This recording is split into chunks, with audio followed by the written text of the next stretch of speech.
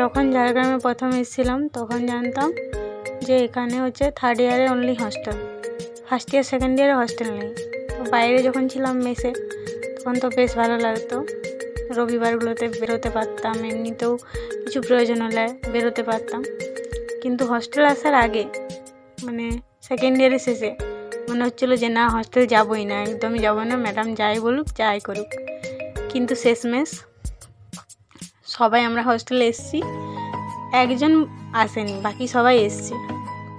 আস্তে আস্তে করে সব কিছুই এত ভালো লাগতে শুরু করছে, মানে হয়তো একটু বদ্ধ লাগে, কিন্তু তার মাঝেও একটা আলাদাই আনন্দ আছে।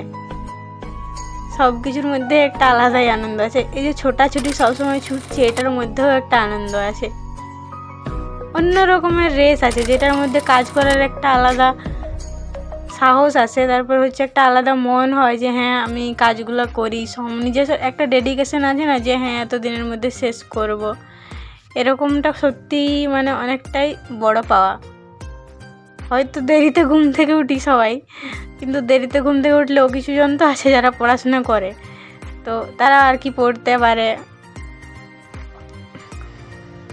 আর কি বলবো, এখানে সব কিছুই অনেক ভালো লাগে। যেটা আমার হচ্ছে সব থেকে বেশি মানে মনে হতো যে ভয় হতো যে এখানে হয়তো রোদ পাবো না, কিন্তু আমি যে ফ্লোরে বা থার্ড ফ্লোরে থাকি, সরি ফোর্থ ফ্লোর নয় থার্ড ফ্লোর, তাহলে থার্ড ফ্লোরে থাকি বলে আমার এখানে কোনো অসুবিধা হয় না। মানে এতটাই আলো, এতটাই পরিষ্কার, মানে টাইলসটাও খুব সুন্দর বসানো আছে যা ফ্লোরের টাইলটাও, আর এই যে চারদিকে একদম এয়ারি।